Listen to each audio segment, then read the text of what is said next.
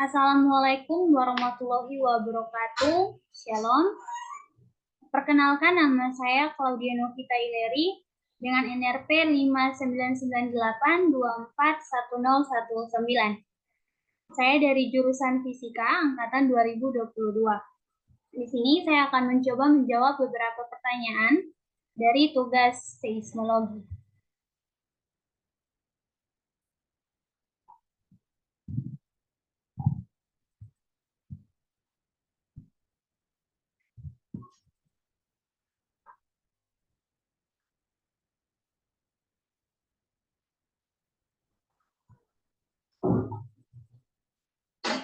Ya, pertanyaan pertama, jelaskan apa yang dimaksud dengan elastisitas, serta jelaskan dan gambarkan beberapa parameter berikut.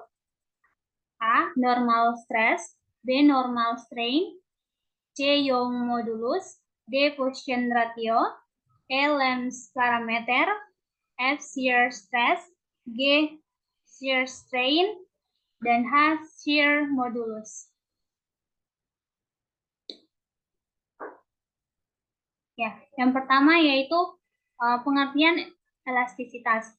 Jadi, elastisitas adalah kemampuan suatu benda untuk kembali ke bentuk semula setelah mengalami perubahan bentuk atau deformasi akibat adanya gaya luar. Nah, contoh elastisitas seperti pegas, di mana ketika ditarik, pegas akan memanjang, namun setelah gaya dilepaskan, pegas akan kembali ke panjang semula.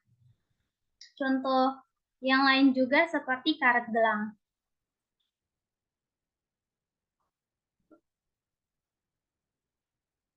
Ya, parameter-parameter yang pertama yaitu normal stress atau tegangan normal.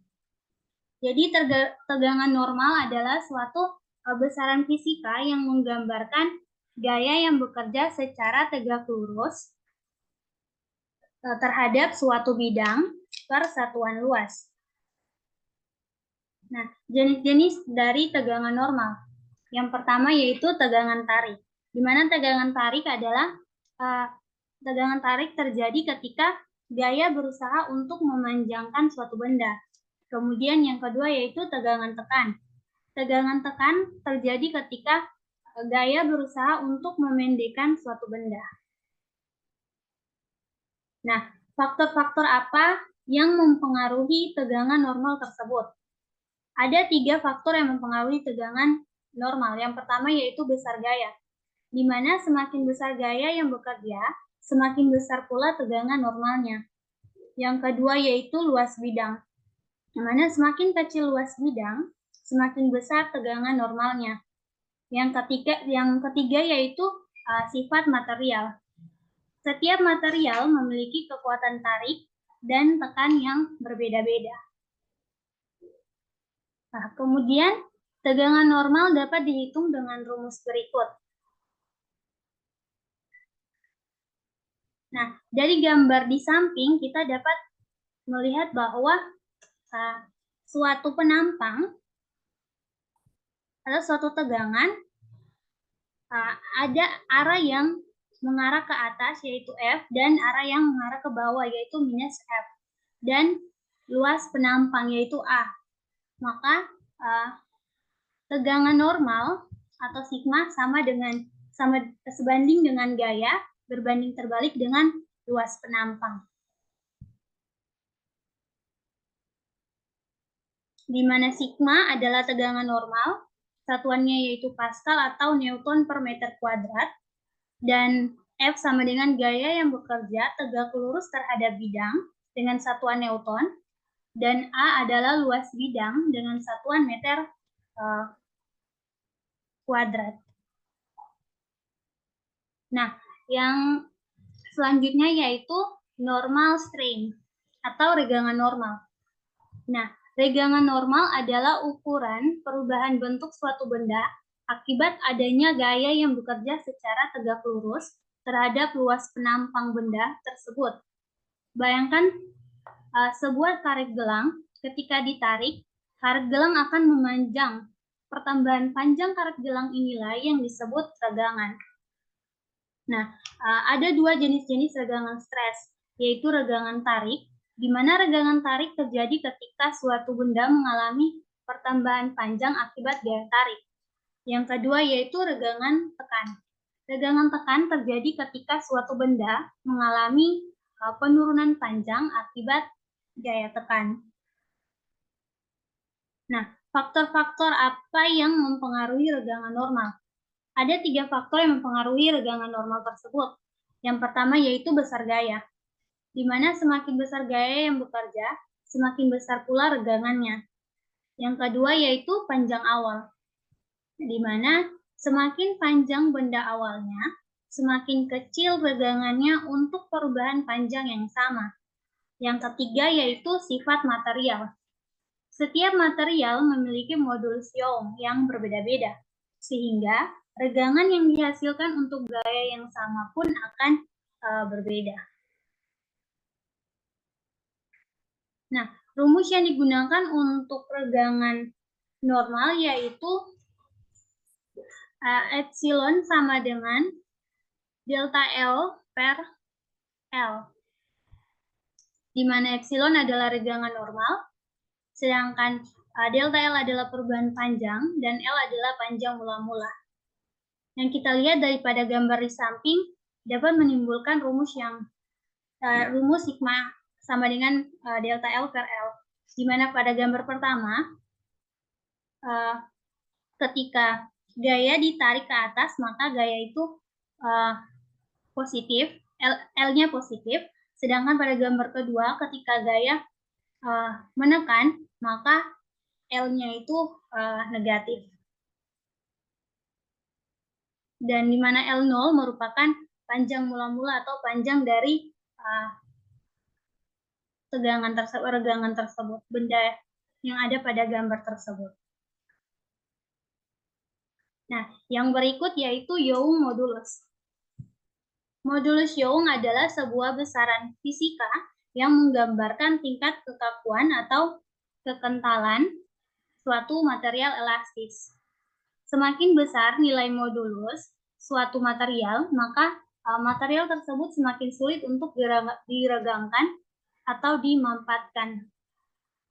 Bayangkan seperti sebuah pegas yang ada pada gambar di bawah ini. Pegas yang kaku, di mana nilai modulus Young-nya besar, akan lebih sulit untuk ditarik dibandingkan dengan pegas yang lentur, di mana nilai modulus Young-nya itu kecil. Nah, pada grafik di atas menunjukkan tegangan dan regangan, di mana garis lurus pada bagian awal grafik menunjukkan daerah elastis, di mana hukum Hooke berlaku. Kemiringan garis lurus ini adalah Young modulus. Young modulus atau E dapat dihitung dengan rumus E sama dengan sigma per epsilon, di mana E adalah Young modulus dengan satuan Pascal, sigma adalah tegangan dengan satuan Pascal, dan epsilon adalah regangan. Nah, kemudian untuk D yaitu Poisson ratio, di mana rasio Poisson adalah suatu nilai yang menunjukkan perbandingan antara kontraksi atau penyusutan lateral atau tegak lurus terhadap arah gaya terhadap regangan longitudinal atau pertambahan panjang searah gaya suatu material ketika material tersebut ditarik atau ditekan secara linier. Nah, pada gambar di bawah kita bisa bayangkan bahwa ketika sebuah karet gelang ditarik, karet tersebut tidak hanya memanjang atau regangan longitudinal, tetapi juga menyempit di bagian tengahnya atau kontraksi lateral. Di mana rasio Poisson inilah yang menggambarkan hubungan antara pertambahan panjang dan penyempitan tersebut. Nah, rumus yang dapat digunakan untuk menghitung Poisson ratio yaitu V sama dengan min epsilon lateral per epsilon longitudinal, di mana V adalah rasio Poisson tidak bersatuan, epsilon lateral adalah regangan lateral atau kontraksi lateral dibagi dengan ukuran awal, dan epsilon longitudinal adalah regangan longitudinal atau pertambahan panjang dibagi dengan panjang awal. Nah, tanda minus ini menunjukkan bahwa ketika terjadi regangan longitudinal atau pertambahan panjang, maka terjadi kontraksi lateral atau penyusutan. Nah, rentang nilai rasio Poisson P sama dengan 0, yaitu material tidak mengalami kontraksi lateral ketika ditarik. Contoh gabus. Kemudian ketika V sama dengan 0,5, material mengalami volume yang konstan ketika ditarik. Contoh seperti karet. Ya, yang berikut yaitu Lames parameter. Di mana parameter Lames adalah dua konstanta material yang digunakan dalam mekanika kontinu untuk menggambarkan hubungan antara tegangan dan regangan dalam suatu material elastis, isotropik homogen. Nah, parameter ini dinamakan berdasarkan nama seorang matematikawan Prancis, yaitu Gabriel Lame. Nah, ada dua parameter Lame yang umum digunakan. Yang pertama yaitu lambda, yang kedua yaitu mu. Di mana lambda disebut untuk parameter Lame pertama atau modulus Lam. Parameter ini terkait dengan perubahan volume suatu material akibat gaya yang bekerja. Yang kedua yaitu mu. Mu disebut juga parameter Lam kedua atau modulus geser. Parameter ini terkait dengan perubahan bentuk suatu material tanpa perubahan volume. Nah, interpretasi fisis parameter Lame yaitu lambda. Semakin besar nilai lambda, semakin sulit suatu material untuk dimanfaatkan. Kemudian mu. Semakin besar nilai mu, semakin sulit suatu material untuk diubah bentuknya tanpa perubahan volume. Parameter Lam ini dapat dihubungkan dengan modulus elastisitas lainnya seperti modulus Young dan rasio Poisson melalui persamaan berikut. Lambda sama dengan EV per 1 tambah V dikali 1 dikurang 2 kali V. Kemudian untuk mu sama dengan E dibagi 2 dikali 1 ditambah V.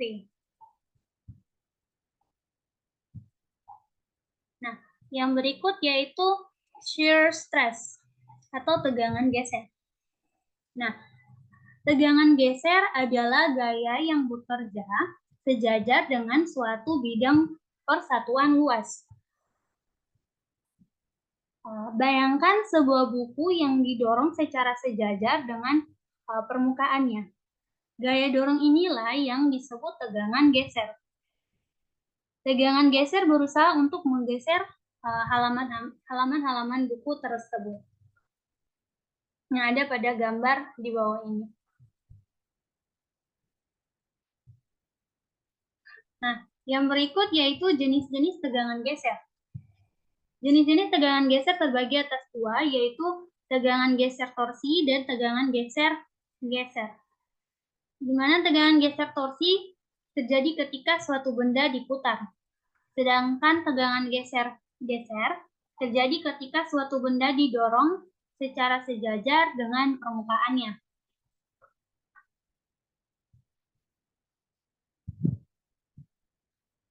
Kemudian, faktor-faktor yang mempengaruhi tegangan geser. Nah, faktor-faktor yang mempengaruhi tegangan geser terbagi atas tiga, yaitu yang pertama besaran gaya. Semakin besar gaya yang bekerja, semakin besar pula tegangan gesernya. Yang kedua, luas bidang. Di mana semakin kecil luas bidang, semakin besar tegangan gesernya. Sifat materi yang ketiga yaitu sifat material. Setiap material memiliki kekuatan geser yang berbeda-beda. Nah, teman-teman, tegangan geser dapat dihitung dengan rumus torsi sebanding dengan gaya berbanding terbalik dengan luas penampang, di mana torsi adalah tegangan geser atau Pascal dan gaya adalah dan F adalah gaya yang bekerja sejajar dengan bidang dengan satuan Newton, dan A adalah luas bidang dengan satuan meter kuadrat. Ya, yang berikut yaitu shear strain atau regangan geser. Regangan geser adalah ukuran perubahan bentuk suatu benda akibat adanya gaya yang bekerja sejajar dengan permukaan benda tersebut. Bayangkan sebuah buku yang didorong secara sejajar dengan permukaannya. Halaman-halaman buku akan sedikit bergeser relatif satu sama lain. Perubahan sudut antara garis-garis yang awalnya sejajar inilah yang disebut regangan geser. Faktor-faktor yang mempengaruhi regangan geser. 1. Besar gaya, di mana semakin besar gaya geser yang bekerja, semakin besar pula regangan gesernya. Yang kedua yaitu sifat material. Setiap material memiliki modulus geser yang berbeda-beda, sehingga regangan geser yang dihasilkan untuk gaya yang sama akan berbeda. Nah, jenis-jenis regangan geser terbagi atas dua. Yang pertama regangan geser torsi dan regangan geser-geser. Regangan geser torsi terjadi ketika suatu benda diputar, dan regangan geser-geser terjadi ketika suatu benda didorong secara sejajar dengan permukaannya. Nah, regangan geser dapat dihitung dengan rumus gamma sama dengan delta theta, di mana gamma adalah regangan geser dengan satuan radian, dan delta theta adalah perubahan sudut. Nah, tegangan geser dan regangan geser saling berkaitan, di mana hukum Hooke untuk tegangan geser menyatakan bahwa batas elastisitas suatu material, tegangan geser sebanding dengan regangan geser. Nah, hubungan ini dapat dinyatakan sebagai torsi sama dengan G dikali gamma, di mana torsi adalah tegangan geser dengan satuan Pascal, G adalah modulus geser dengan satuan Pascal, yang merupakan karakteristik material yang menunjukkan ketahanan material tersebut terhadap deformasi geser. Sedangkan gamma adalah regangan geser dengan satuan radian.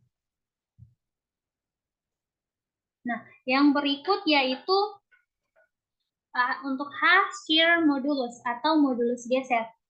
Nah, modulus geser adalah sebuah besaran fisika yang menggambarkan ketahanan suatu material terhadap deformasi geser. Semakin besar nilai modulus geser suatu material, maka semakin sulit material tersebut untuk diputar atau digeser. Nah, contoh material dari modulus geser. Yang pertama yaitu baja, di mana baja memiliki modulus geser yang tinggi, membuatnya sangat kuat dan tahan terhadap deformasi geser. Yang kedua, karet. Karet memiliki modulus geser yang rendah, membuatnya sangat elastis dan mudah diputar atau digeser. Yang ketiga yaitu aluminium. Aluminium memiliki modulus geser yang lebih rendah daripada baja, tetapi lebih tinggi daripada karet. Nah, untuk modulus geser dapat dihitung dengan rumus G sama dengan torsi dibagi dengan gamma, di mana G adalah modulus geser dengan satuan Pascal, torsi adalah tegangan geser dengan satuan Pascal, dan gamma yaitu regangan geser dengan satuan radian. Nah, untuk pertanyaan pertama setelah selesai, saya akan lanjut pada pertanyaan kedua, yaitu Jelaskan dan turunkan persamaan gelombang seismik P yaitu primer dan S yaitu sekunder.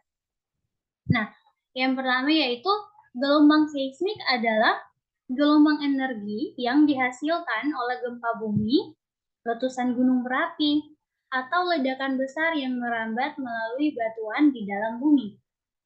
Terdapat dua jenis gelombang seismik, yaitu gelombang seismik P atau gelombang seismik primer dan gelombang seismik S atau gelombang seismik sekunder.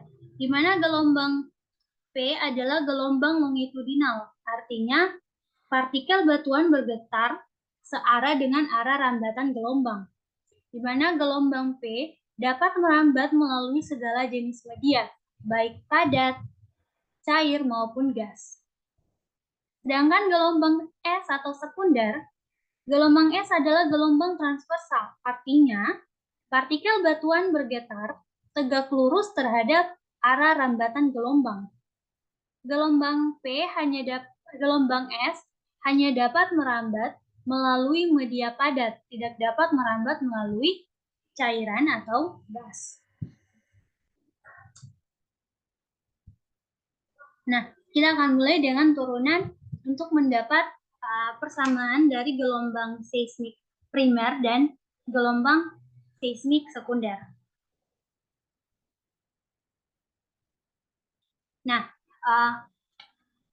persamaan gerak dengan mendeskripsikan gaya-gaya yang bekerja pada permukaan elemen material dalam bentuk stres, kita dapat menuliskan hukum 2 Newton ke dalam bentuk body force dan stress. Ini merupakan langkah-langkah pertama untuk mendeskripsikan penjalaran gelombang seismik.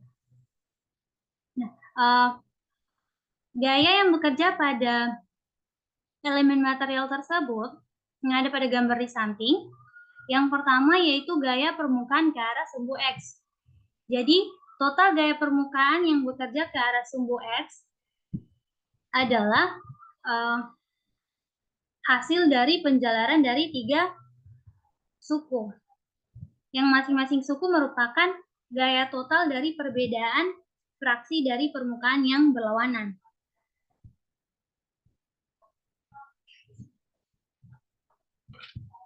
Nah,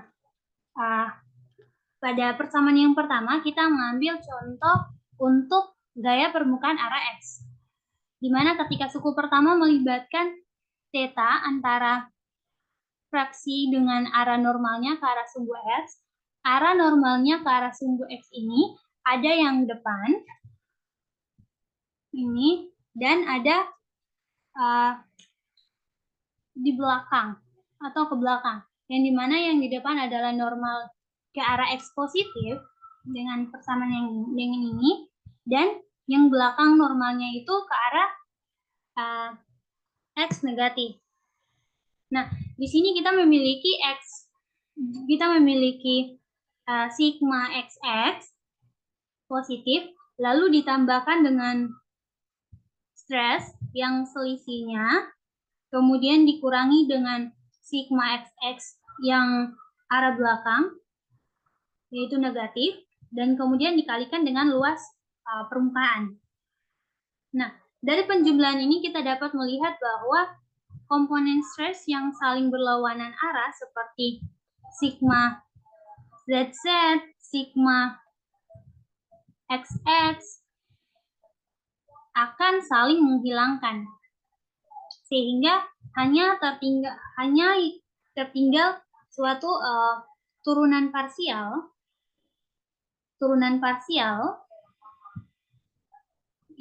yang dimana suku-suku ini akan berkontribusi pada total gaya permukaan nanti. Dan yang ini merupakan gaya permukaan untuk arah sumbu X. Nah, dan berikutnya untuk gaya permukaan arah sumbu Y. Jika kita menurunkan sesuai gaya permukaan arah X, kita dapat menghasilkan persamaan gaya permukaan pada arah sumbu Y maupun untuk arah sumbu Z.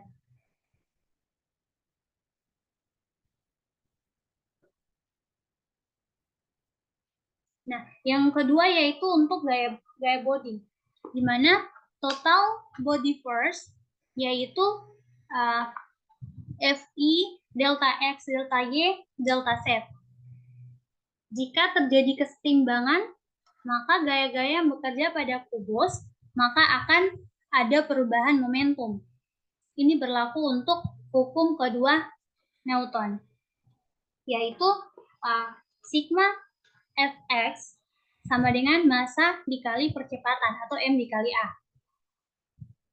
Di sini kita bisa mengubah sigma Fx yaitu sama dengan gaya permukaan ditambah gaya body, yaitu do sigma Xx dibagi do X ditambah do sigma Yx dibagi do Y ditambah do sigma Zx dibagi do Z dikali dengan delta X, delta Y, delta Z. Kemudian ditambah dengan Fx, delta X, delta Y, delta Z. Kemudian M kita ganti dengan rho dV atau rho delta X, delta Y, delta Z. Dan untuk percepatan, kita bisa ganti dengan do kuadrat U dibagi do T kuadrat. Nah, dan maka jika kita mengganti kedua persamaan ini, yaitu hukum kedua Newton ini, maka kita dapat persamaan gerak, yaitu yang ada pada layar. Di mana ini merupakan yang ada pada ketiga suku, yaitu X. Ini untuk X, ini untuk Y, dan ini untuk Z. Maka kita dapatkan, jika kita jumlahkan, maka hasilnya dapat rho do kuadrat UI dibagi dengan do theta kuadrat. Jadi do T kuadrat sama dengan sigma JI ditambah FI. Nah, kemudian ketika kita sudah mendapatkan persamaan gerak, kita substitusikan untuk mendapat persamaan konstitutif, di mana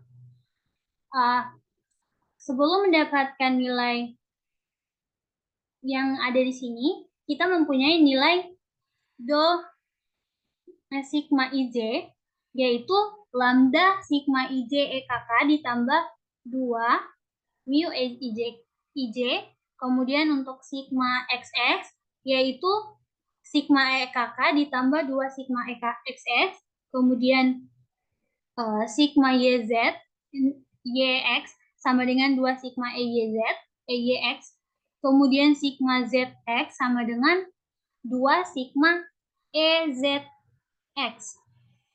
Maka persamaan continuous yang ada, kita tinggal substitusikan, masukkan ke dalam rumus, dan menghasilkan nilai rho do kuadrat U dibagi do T kuadrat sama dengan do dibagi do X lambda EKK ditambah 2 mu XX ditambah do per do Y dikali do mu EYX ditambah do per do Z dikali dengan 2 mu EZX ditambah Fx.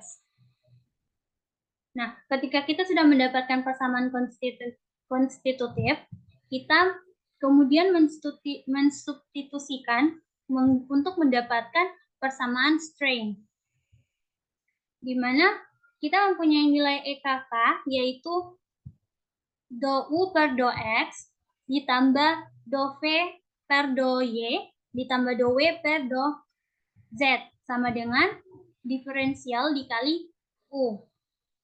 Kemudian nilai EXX sama dengan do U per do X. Dan untuk nilai EYX sama dengan 1/2 dari 1/2 do V dibagi do Y ditambah do U per do X. Dan untuk nilai ZX sama dengan 1/2 dikali dengan do W per do X ditambah dengan do U per do Z. Nah, sehingga ketika kita mensubstitusikan ke dalam persamaan, maka kita persamaan berikut ini, yang ini, maka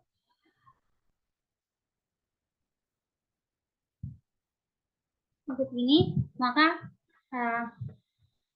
untuk medium homogen, isotropis, dan elastis akan menghasilkan rho do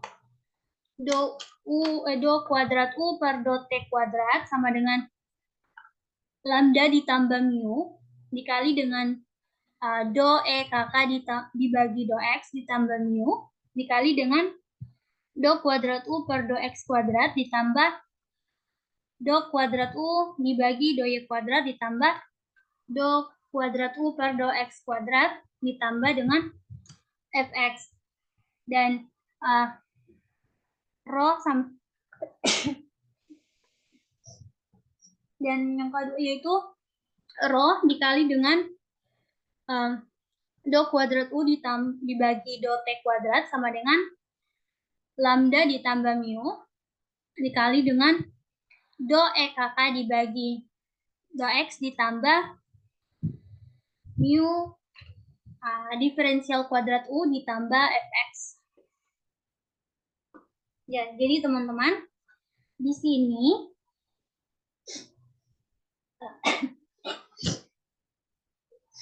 ketika kita substitusikan, nilai ini merupakan nilai dari yang ini ketika sudah dipersingkat, karena nilai dari diferensial kuadrat yaitu do kuadrat per do X kuadrat ditambah do kuadrat per do Y kuadrat ditambah do kuadrat per do Z kuadrat, sehingga nilai dari yang bagian ini sama dengan nilai yang ini. Nah, kemudian kita turunkan sehingga rho sama rho do kuadrat V dibagi do T kuadrat sama dengan lambda ditambah mu dikali diferensial EKK per do Y ditambah mu diferensial kuadrat V ditambah dengan PY.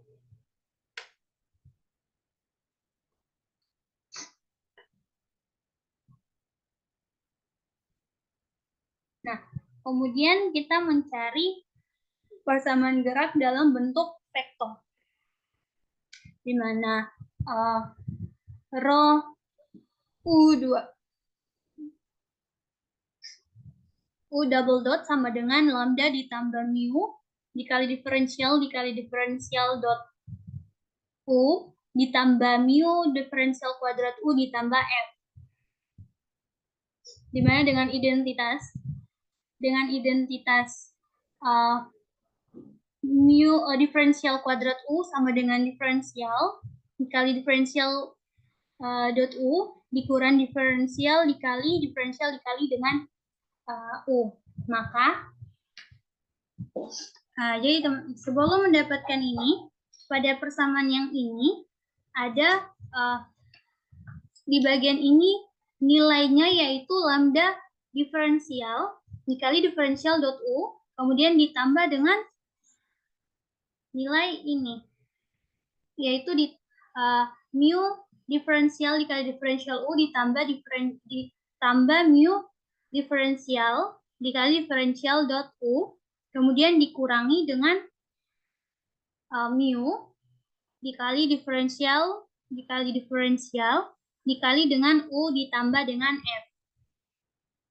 Sehingga hasilnya mendapatkan lambda diferensial, kemudian diferensial dikali U ditambah 2 mu diferensial U, dikurang dengan mu diferensial dikali diferensial, kemudian dikali dengan U ditambah F.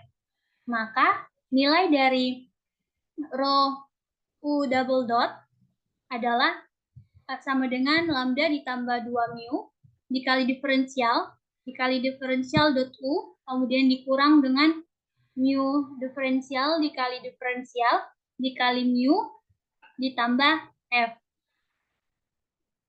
Nah, F sama dengan 0 jika gaya bodi tidak ada.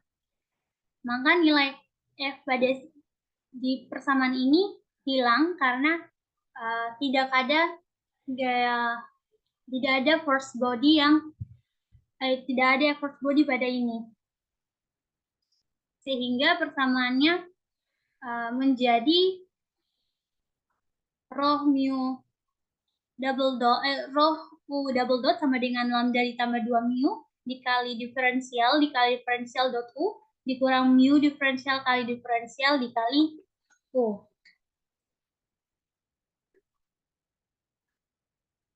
Nah, kemudian kita membuat operasi divergensi untuk mendapatkan nilai kecepatan gelombang primer dengan cara do kuadrat dikali diferensial dikali u dibagi do t kuadrat sama dengan lambda ditambah 2 mu dibagi p diferensial kuadrat dikali diferensial kuadrat dikali diferensial dot u. Maka C sama dengan C atau kecepatan gelombang primer adalah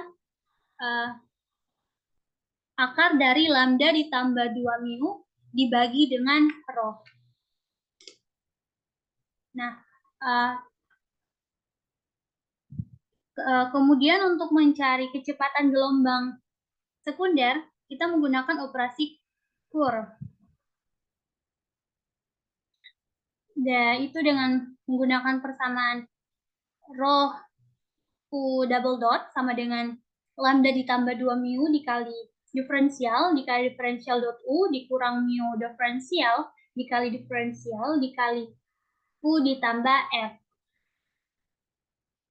Nah, jika kita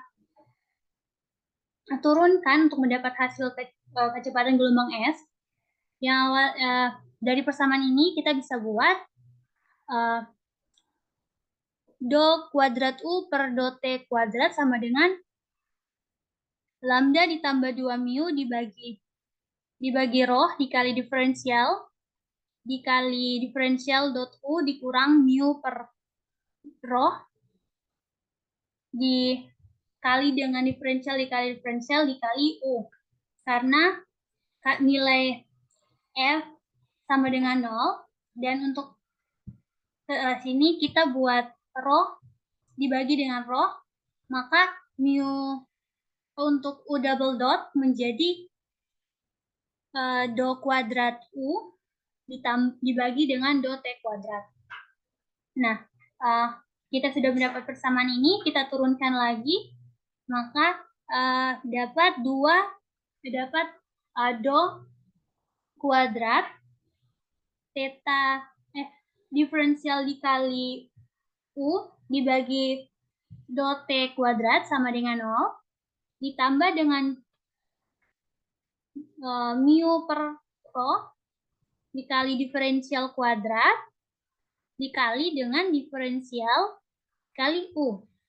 Maka kita mendapatkan do kuadrat dikali diferensial dikali U dibagi do T kuadrat sama dengan mu per rho diferensial kuadrat dikali diferensial dikali U. Maka kita dapat nilai kecepatan gelombang untuk sekunder yaitu